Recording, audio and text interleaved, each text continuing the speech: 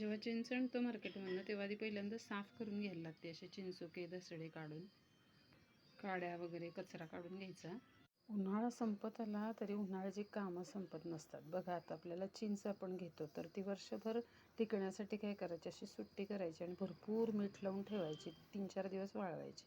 चांगले उलटी करून भरपूर त्याला मीठ लावायचं. खरं खरं सांगा, चिंचेला बघून तोंडाला पाणी सुटतं की नाही? चिंच पाहिले की लहानपणीची आठवण येते. लहानपणी शाळेपाशी मिळणारे चिंचेचे गोळे, बोरं, चिंचा, तोंडाला पाणी सुट्टं नसतं.